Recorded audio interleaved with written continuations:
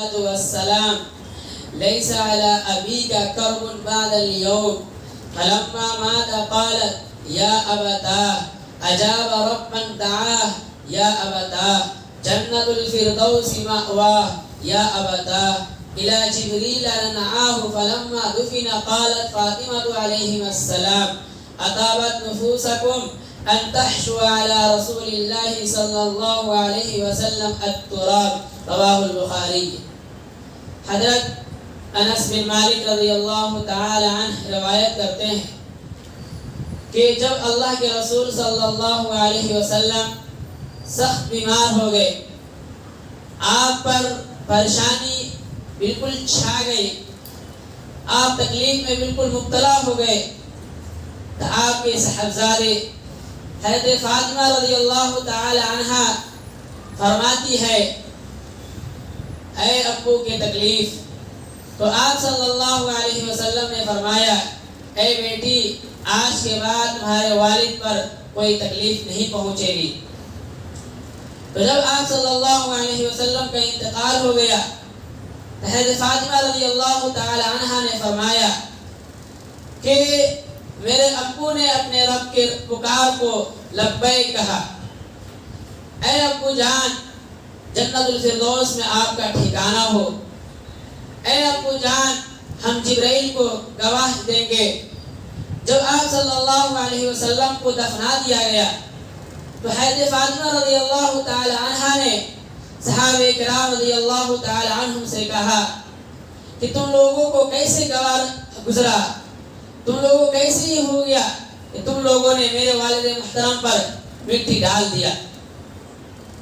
اس حدیث سے ہمیں اور آپ کو کیا پیغام لینا چاہیے، کن چیزوں کو دیکھنا چاہیے؟ ان حدیث سے ہمیں 3 چیزیں مل رہے ہیں۔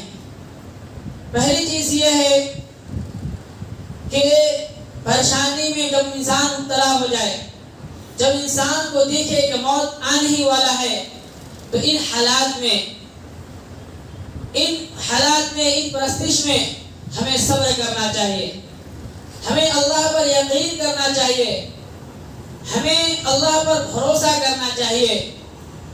اور دوسری چیز کہ موت کے وقت رونا گڑ گڑانا درست ہے، جائز ہے، لیکن اتنا یہ جائز نہیں ہے کہ انسان غریبان کو چاک کرے، اپنا ماتھا کو ٹیکے، اپنے دامن کو پھاڑ لے، اپنے سینے کو بار بار مارے، سینے پر ہاتھ مارے کہ کیا ہو گیا۔ ہر انسان کو اللہ کے دربار میں جانا ہے، کل نفس ذائقۃ الموت، ہر موت کو موت کا مزہ چکھنا ہے، لیکن مرنے کے بعد ایسا نہیں ہونا چاہیے کہ انسان غریبان چاک کر لے، غریبان کو پھاڑ لے، اپنے سینے کو بار بار ہاتھ مارے۔ اس طریقے سے کرنا یہ جائز نہیں ہے، یہ درست نہیں ہے۔